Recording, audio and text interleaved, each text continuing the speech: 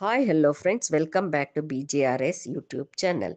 ಇನ್ನೇನು ಭಾನುವಾರದಿಂದ ಚಾತುರ್ಮಾಸ ಶುರು ಆಗತ್ತೆ. ಅದಕ್ಕೆ ನಾನು ಚಾತುರ್ಮಾಸದಲ್ಲಿ ಮಾಡಬಹುದಾದ ದಾನಗಳ ಬಗ್ಗೆ ಹೇಳಲು ಬಂದಿದ್ದೇನೆ. ಚಾತುರ್ಮಾಸ ಇನ್ನು ನಾವು ಆಷಾಢ ಏಕಾದಶಿಯಿಂದ ಕಾರ್ತಿಕ ಉತ್ವಾನ ದ್ವಾದಶಿ ತನಕ ಇರತ್ತೆ. ಆವಾಗ ನಾವು ದಿನಂಪ್ರತಿ ಏನು ಬೇಕಾದ್ರೂ ನಾವು ದಾನಗಳನ್ನು ಕೊಡಬಹುದು. ನಮಗೆ ಪ್ರತಿದಿನ ಆಗೋದಿಲ್ಲ ಅಂದರೆ ವಿಶೇಷ ದಿನಗಳು ಅಂದರೆ ದಶಮಿ, ದ್ವಾದಶಿ, ಹುಣ್ಣಿಮೆ ಇಂಥ ದಿನಗಳಲ್ಲಿ ನಾವು ದಾನಗಳನ್ನ ಕೊಡಬಹುದು. ಇದು ಚಾತುರ್ಮಾಸದಲ್ಲಿ ದಾನ ಕೊಡೋದು ದೊಡ್ಡ ವಿಷಯ. ಇದು ಪುಣ್ಯದ ಕೆಲಸ, ಪುಣ್ಯಕ್ಕೆ ಸೋಪಾನ. ನಾವು ಮೊದಲನೇದು, ನಾನು ಪ್ರತಿದಿನ ನಾವು ಮುತ್ತಕದ ಎಲೆ ಊಟ ಮಾಡುವಾಗ ಮುತ್ತಕದ ಎಲೆ ಹಾಕ್ಕೊಂಡು ಅದರ ಮೇಲೆ 4 ತಿಂಗಳು ಊಟ ಮಾಡಿ ಕಡೆಯಲ್ಲಿ ಉತ್ವಾನ ದ್ವಾದಶಿ ದಿನ ಒಂದು ತಟ್ಟೆ ದಾನ ಕೊಡಬೇಕು. ಹಿತ್ತಾಳೆ ಅಥವಾ ಕಂಚು ಅಥವಾ ಬೆಳ್ಳಿದು ನಾವು ದಾನ ಕೊಡಬೇಕು. ಎರಡನೇದು, ಮನೆಯಲ್ಲಿ ಒಂದು ಕಲ್ಲಿನ ಮೇಲೆ ನಾವು ನೀಟಾಗಿ ಸಾರಿಸ್ಕೊಂಡು ದಿನಂಪ್ರತಿ ನಾವು ಅದರೊಳಗೆ 4 ತಿಂಗಳು, ಚಾತುರ್ಮಾಸ 4 ತಿಂಗಳು ಊಟ ಮಾಡಬೇಕು. ಇದಕ್ಕೂ ಅಷ್ಟೇ, ನಾವು ಬೆಳ್ಳಿ, ಕಂಚು ಅಥವಾ ಹಿತ್ತಾಳೆ ತಟ್ಟೆನ ಕಡೆಯಲ್ಲಿ ದಾನ ಕೊಡೋದು. ಮೂರನೇದು, ಇದು ಬಹಳ ಸುಲಭವಾದ ದಾನ. ಇದು ಸುಧಾಮ ಹಾಗೂ ಸುಧಾಮ ಸಕನ ದಾನ ಅಂತ.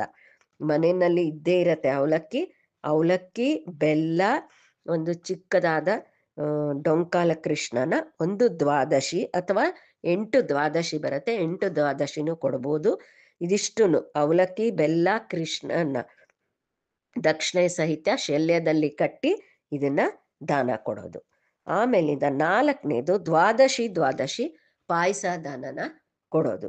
ಶಾವ್ಗೆ ಪಾಯಸನ ಒಂದು ಬಟ್ಲಲ್ಲಿ, ನಮಗೆ ಬಟ್ಲು ಅಷ್ಟೇ, ನಮಗೆ ಯಾವುದು ಇರುತ್ತೋ ಅದನ್ನ ಅದರೊಳಗೆ ಶಾವ್ಗೆ ಪಾಯಸ ಹಾಕಿ ದ್ವಾದಶಿ ದಾನ ಕೊಡೋದು. 5ನೇದು, ನಿತ್ಯ ದಾನ. ನಮಗೆ ದಿನಾಗ್ಲೂ ಒಂದೊಂದು ದಾನ ಕೊಡೋದು. ದವಸ ಧಾನ್ಯ, ದಿವಸಿ ಅಂಗಡಿನಲ್ಲಿ ಸಿಗತ್ತಲ್ಲ ದವಸ ಧಾನ್ಯ, ಅಂದರೆ ಅಕ್ಕಿ, ಬೇಳೆಗಳು, ಕೊಬ್ಬರಿ, ಬೆಲ್ಲ, ಈ ಥರ ದಿನಾಗ್ಲೂ ಒಬ್ರಿಗೆ ನಾವು ಇದನ್ನ ದಾನ ಕೊಡೋದು. 6ನೇದು, ಈಗ ಮನೆಯಲ್ಲಿ ಯಾರು ಹೊಸದಾಗಿ ಮದುವೆ ಆಗಿರೋ ಹುಡುಗಿರಿದ್ರೆ ಅವ್ರ ಕೈಲಿ ಒಂದು ಮುತ್ತೈದೆಯರಿಗೆ ದಿನ ದಾನ ಕೊಡಿಸ್ಬೋದು. ಅರಿಶಿನ, ಕುಂಕುಮ, ಎಲೆ ಅಡಕೆ, ಬಳೆ ತೊಡಿಸೋದು, ಮುತ್ತೈದೆಯರಿಗೆ ಕಾಲು ತೊಳಸಿ ಕಾಲುಂಗ್ರ ದಾನ ಕೊಡೋದು. ಇದನ್ನೆಲ್ಲ ಹೊಸದಾಗಿ ಮದುವೆ ಆದವ್ರ ಕೈಲಿ ಮಾಡಿಸ್ಬೋದು. 7ನೇದು, ಪ್ರತಿದಿನ ಉಡಿ ತುಂಬೋದು. ಅಂದರೆ ಒಂದು ಮುತ್ತೈದೆಯರನ್ನ ಕರೆದು ಅಕ್ಕಿ, ಹುರ್ಗಡ್ಲೆ, ಆಮೇಲಿಂದ ದ್ರಾಕ್ಷಿ, ಗೋಡಂಬಿ, ಉತ್ತತ್ತಿ, ಬಾದಾಮಿ ಇದನ್ನೆಲ್ಲ ಒಂದು ಮುತ್ತೈದೆಗೆ ಉಡಿ ತುಂಬೋದು. ಇದು ಪ್ರತಿದಿನ ಆಗದೆ ಇದ್ರೆ ದ್ವಾದಶಿ ಒಂದು ಮುತ್ತೈದೆಗೆ ಉಡಿ ತುಂಬೋದು. 8ನೇದು, ಬೆಣ್ಣೆ ಕೃಷ್ಣನ ದಾನ ಕೊಡೋದು. ಒಂದು ಬಟ್ಲ ಒಳಗಡೆ ಬೆಣ್ಣೆನಲ್ಲಿ ಕೃಷ್ಣನಿಟ್ಟು ದಕ್ಷಿಣೆ ಸಹಿತ ದಾನ ಕೊಡೋದು. ಇದು ಬಟ್ಲು ಅಂದರೆ ತಿರ್ಗಾ ನಾವು ಹಿತ್ತಾಳೆ, ಬೆಳ್ಳಿ, ನಮ್ಗೆ ಯಾವ್ದಾಗತ್ತೋ, ಯಾವುದೂ ಆಗಿಲ್ಲ ಅಂದರೆ ಒಂದು ಮುತ್ತುಕದ ದೊನ್ನೆ ಇರುತ್ತೆ. ಮುತ್ತುಕದ ಎಲೆ ಒಂದು ಬ್ರಹ್ಮದೇವರ ಸನ್ನಿಧಾನ, ಅದರಿಂದ ಮುತ್ತುಕದ ಎಲೆನಲ್ಲಿ ದೊನ್ನೆನಲ್ಲಿ ಕೊಡ್ಬೋದು. ಇದು ಶ್ರೇಷ್ಠ, ಮುತ್ತುಕದ ದೊನ್ನೆ. ಇದನ್ನ ಬೆಣ್ಣೆ ಕೃಷ್ಣನ ದಾನ ಕೊಡೋದು. ಇದು ಏನು ಕೊಟ್ರು ನಾವು ದಕ್ಷಿಣೆ ಸಹಿತ ದಾನ ಕೊಡಬೇಕು. 9ನೇದು, ಹಾಲು, ಮೊಸರು, ತುಪ್ಪ, ಸಕ್ಕರೆ, ಜೇನುತುಪ್ಪ ಇದಿರತ್ತಲ್ಲ ಅದನ್ನ ಒಂದೊಂದು ಪಂಚಪಾತ್ರೆಯಲ್ಲಿಟ್ಟು 5 ದಾನ ಕೊಡೋದು.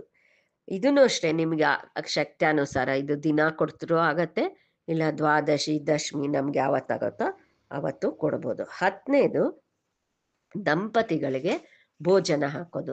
ಇದು ಅಷ್ಟೇ, ಪ್ರತಿದಿನ ಆಗದೆ ಇದ್ರೆ ದ್ವಾದಶಿ, ದಶಮಿ, ಹುಣ್ಣಿಮೆ ಅಂತ ವಿಶೇಷ ದಿನಗಳಲ್ಲಿ, ಚಾತುರ್ಮಾಸದಲ್ಲಿ ಒಳ್ಳೊಳ್ಳೆ ವಿಶೇಷ ದಿನಗಳು ಬರುತ್ತೆ, ಆವಾಗಲೂ ಕೊಡ್ಬೋದು.